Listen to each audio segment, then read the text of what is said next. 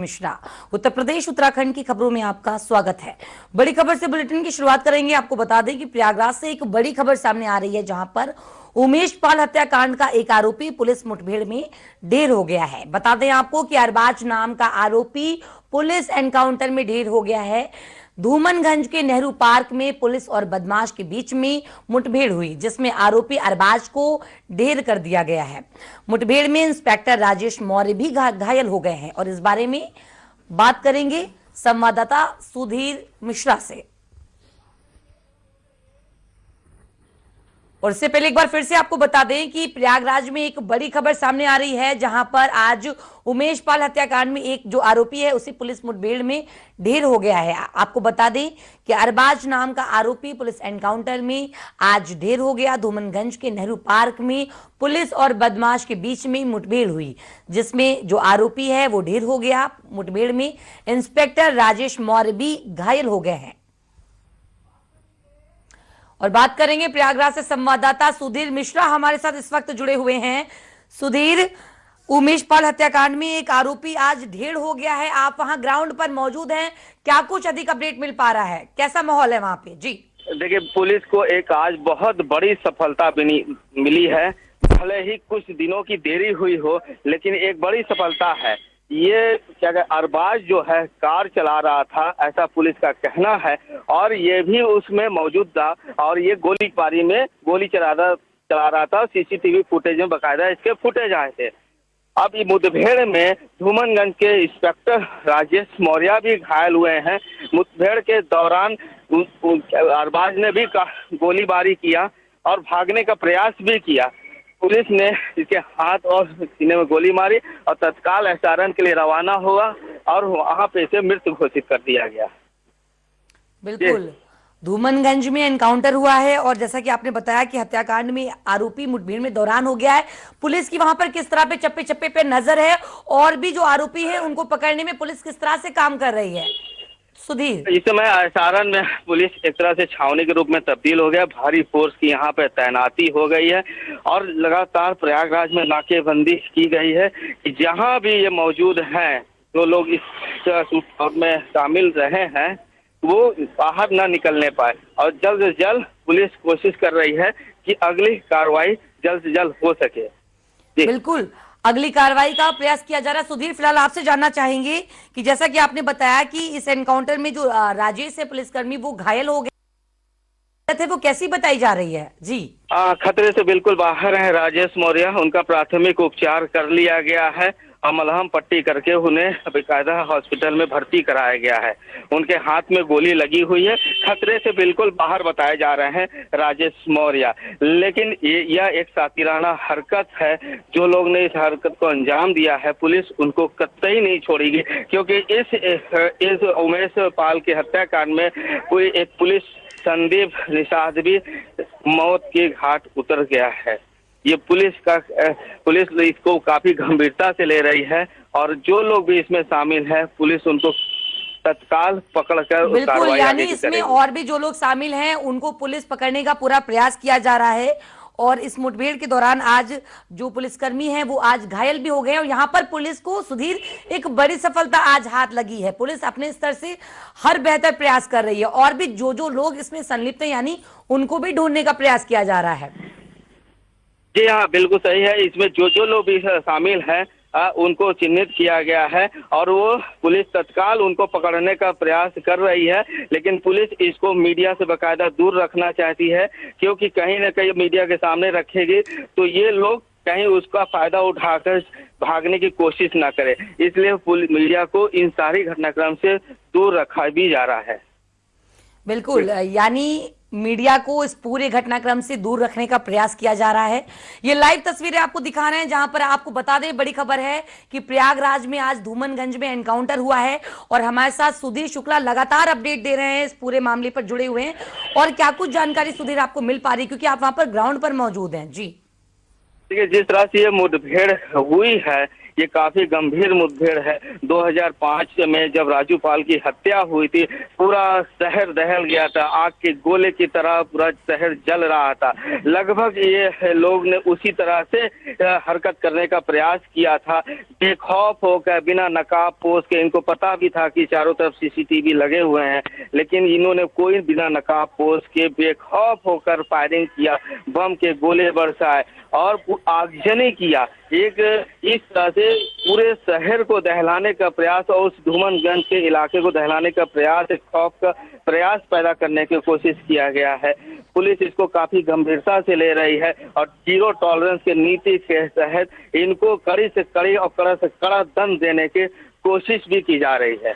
बिल्कुल, zero tolerance की नीति के तहत इन्हें कड़ी से कड़ी सजा देने की पुलिस अपनी तरह से प्रयास कर रही है और स्वाभाविक बात है, बिल्कुल इनको कड़ी से कड़ी सजा मिलनी भी चाहिए, क्योंकि ये बहुत निंदनीय अपराध है। और यहाँ पर आज कह सकते हैं कि पुलिस को एक बड़ी सफलता हाथ लगी है। और वहां पर किस तरह पर चप्पे चप्पे की पुलिस पर नजर, पुलिस की जो पैनी नजर है और अपराधियों को ढूंढने में, उस पर सुधीर आप हमें अपडेट दें जी। जो पुलिस लगातार अपने टीमें बनाकर लगातार अभी भी दबिश दे रही है।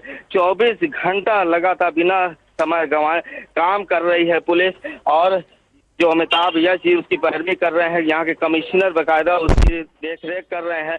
क्या किस कहाँ पे इनपुट मिल रहे हैं, वो सारे इनपुट को तलाश कर उन पर कार्रवाई की जा रही है। लग रहा है कि आने वाले कुछ घंटों, कुछ मिनटों में कुछ अगली सूचना और भी मिल सकती है। बिल्कुल, यानी कुछ घंटों में और भी सूचना मिलने की प्रयास लगाए जा रहे हैं, कुछ और भी जानकारी आ सकती है। फिलहाल पुलिस अपने स्तर से हर संभव प्रयास कर रही है, जगह जगह पर दबिश दी जा रही है।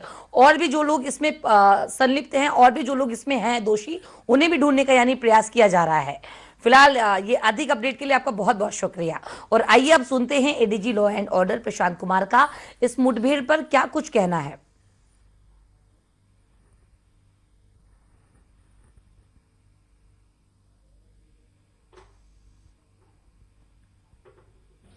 दिनांक 24 फरवरी 2023 के सायंकाल उमेश पाल, जो कि 2005 के राजू पाल विधायक हत्याकांड का गवाह थे, उनकी बर्बर हत्या गाड़ी सवार बदमाशों ने असलाह एवं बम इत्यादि चलाकर की थी। इस हत्याकांड में पूरे प्रदेश को दहला दिया था। सरकार की तरफ से विधानसभा के पटल पे सभी अपराधियों के विरुद्ध कड़ी से कड़ी कार्रवाई करने का आश्वासन भी दिया गया था तथा उसी अनुरूप पुलिस को इन लाशों को कानून के दायरे में लाने के लिए निर्देश मिले थे।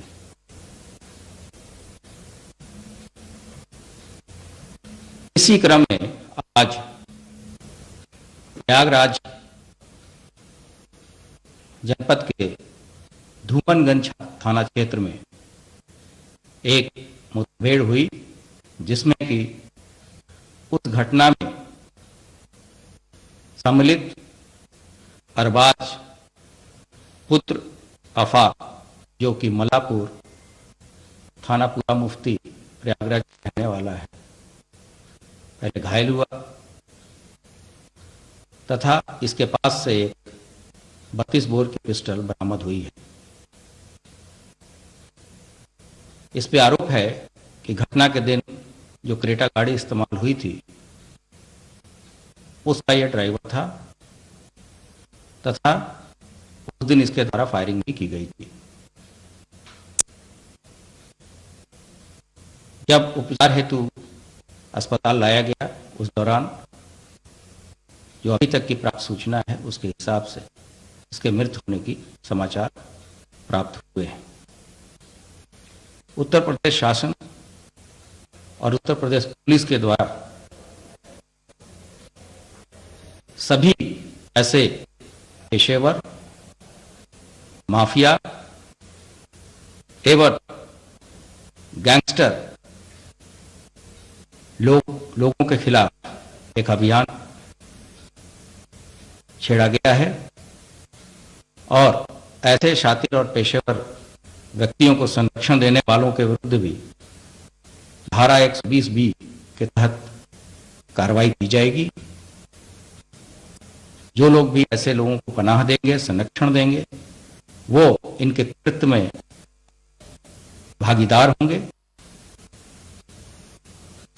उत्तर प्रदेश पुलिस सबसे अपील करती है कि अगर कोई भी व्यक्ति आपसे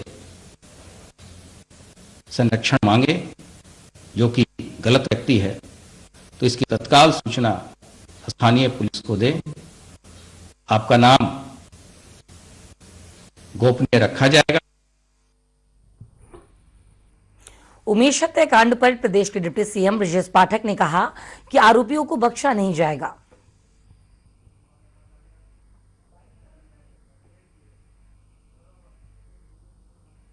न्याय दिलाएंगे और कोई बचेगा नहीं।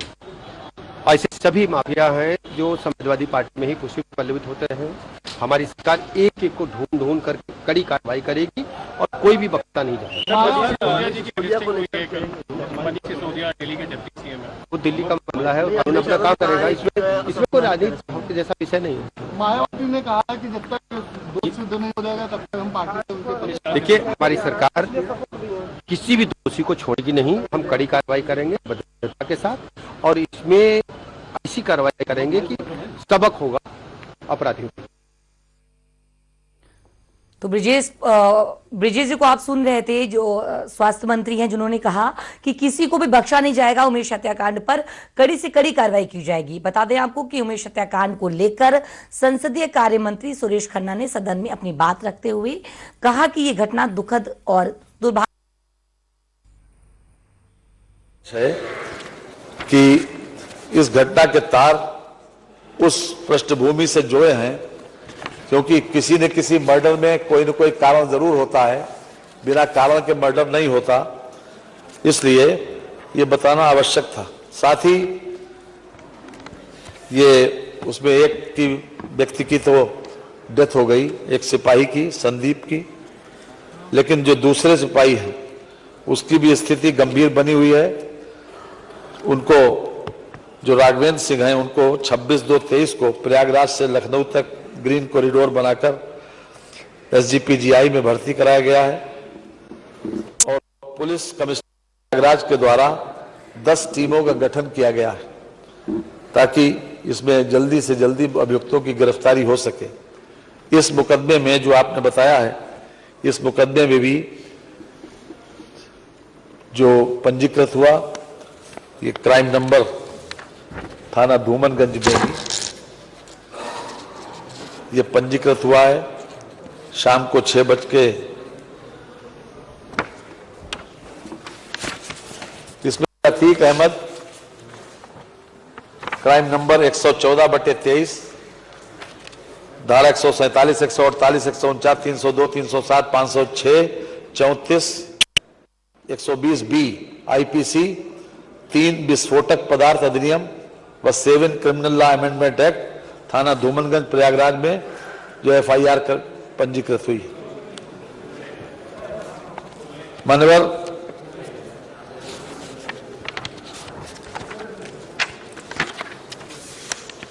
पुलिस कमिश्नर के द्वारा जो सूचना दी गई है उसमें 10 टीमें बनाई गई हैं अभियुक्तों की गिरफ्तारी के लिए।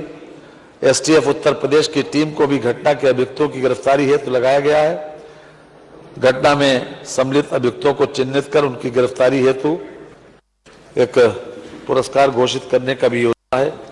हो सकता हो भी गया हो, लेकिन मान्यवर सरकार ने इसको बहुत गंभीरता से लिया है और उस दिन जब ये माननीय नेता विरोधी दल ने ये बात उठाई थी, उस दिन भी माननीय मुख्यमंत्री जी ने इसका संज्ञान लेकर इस बात को कहा था कि हम किसी को भी, जो भी उसमें दोषी पाया जाएगा वो छोड़ा नहीं जाएगा, चाहे वो किसी स्तर का व्यक्ति हो और कोई व्यक्ति हो।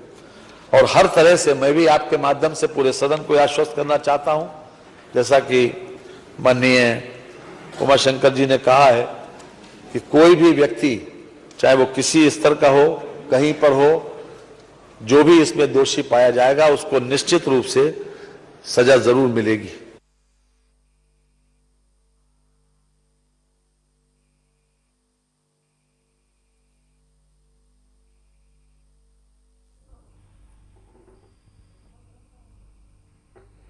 तो मंत्री सुरेश खन्ना को आप सदन से सुन रहे थे, जिन्होंने साफ तौर पे कहा वहां पर कि जो भी दोषी होंगे उन्हें बख्शा नहीं जाएगा। बता दें आपको कि राज्यपाल मामले में बीएसपी प्रमुख मायावती ने ट्वीट कर कहा कि बीएसपी ने इसको गंभीरता से संज्ञान में लिया है और ये निर्णय भी लिया है कि इस मामले में चल रही जांच में दोषी साबित होते ही अतीक अहमद की पत्नी साइस्ता परवीन को पार्टी से निष्कासित किया जाएगा।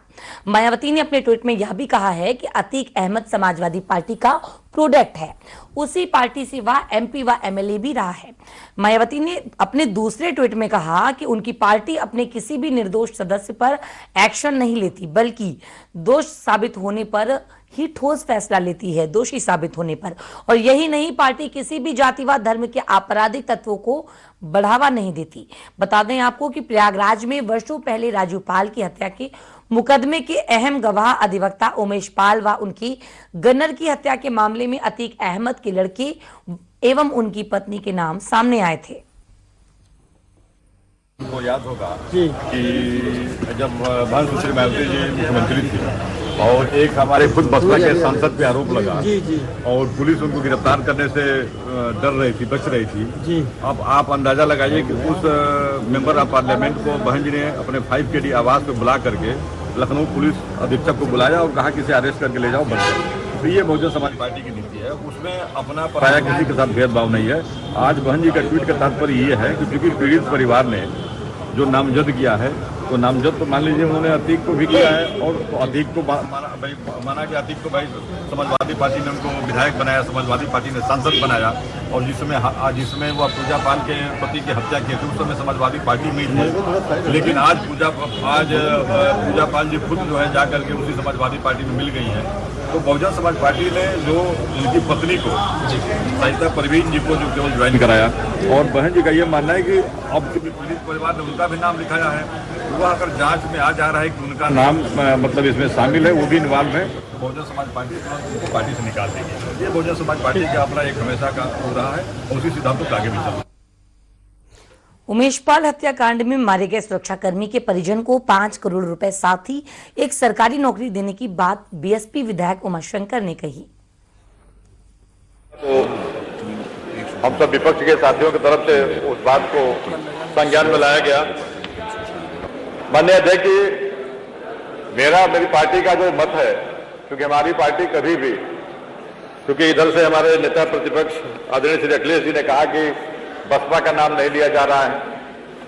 आदरणीय अध्यक्ष जी, बसपा का ये इतिहास रहा है कि बसपा भी किसी भी आपराधिक व्यक्ति को कभी बर्दाश्त नहीं करती है, क्यों नहीं, वो अगर वह उसका सांसद विधायक खुद ही हो, उसके ऊपर भी बहुजन समाज पार्टी की सरकार रहते में कार्रवाई हुई है। आदरणीय अध्यक्ष जी, जब भानु सुश्री मायावती जी मुख्यमंत्री थी और हमारी पार्टी के खुद वर्तमान सांसद के ऊपर एक आरोप लगा और उस आरोप के चलते, क्योंकि एक सांसद होने के नाते उनकी गिरफ्तारी पुलिस वाले नहीं कर पा रहे थे, बहन जी को यह महसूस हुआ, उन्होंने अपने मुख्यमंत्री आवास पे उस सांसद जी को बुला करके समाज पार्टी की उपलब्धियां बता रहे हैं कि विषय पर बताइए। जी, उसी पे आ रहा हूं। नहीं, वो बात परसों माननीय अध्यक्ष जी आ गई थी, इसलिए उस बात को लाना जरूरी था कि बसपा का क्या चरित्र है। हाँ, वो सब तो इसलिए वहां पे मुख्यमंत्री आवास से बुला करके उसको गिरफ्तार कराया गया। और आइए अब सुनते हैं एसपी विधायक मनोज पांडे का राज्यपाल हत्याकांड पर क्या कुछ कहना है। साहसिक है और जिन लोगों के ऊपर भी इस तरह की घटनाएं हैं या उनके ऊपर है, तो ये सरकार और शासन को ध्यान में रखना चाहिए कि जरूर उनकी सुरक्षा चाक चौबंद करे।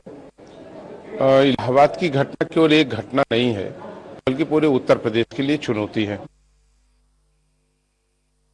और दूसरी तरफ बीएसपी के पूर्व विधायक स्वर्गीय राजू पाल की पत्नी और कौशाम्बी चौयल से सपा विधायक पूजा पाल ने सीएम योगी आदित्यनाथ से अपनी सुरक्षा को लेकर गुहार लगाई। पूजा पाल ने सीएम योगी आदित्यनाथ को पत्र लिखकर वाई+ श्रेणी की सुरक्षा मांगी है। तो ऐसे नहीं निकलना बिना हम लोग की सुरक्षा दिए हुए, तो उन्हीं का बात मान के मैं रुकी हुई थी, मगर फिर देखा इधर बहुत तो फिर मैं इधर आ गई। मुझसे नहीं हो रहा, क्योंकि परिवार है, देख तो रहे हैं, सब बिलबिला रहे हैं, परेशान है, रो रहे हैं। अब जैसे हो सकता है अपना ढास बंधाए हैं। देखिए क्या सांत्वना दी आपने अपनी तरफ से, पार्टी की तरफ से? अब देखिए यहाँ कोई राजनीति तो है नहीं, ये तो घर है। हुआ तो है, आपको बहन की तरह मानते थे, इसीलिए राज्यपाल जी वाला मर्डर वाला मुकदमे का सिरा चल रहा था मेरा खुद का, परसों मेरा पूरा। और वक्त हो चला एक ब्रेक का, जल्द लौटेंगे कुछ अन्य खबरों के साथ।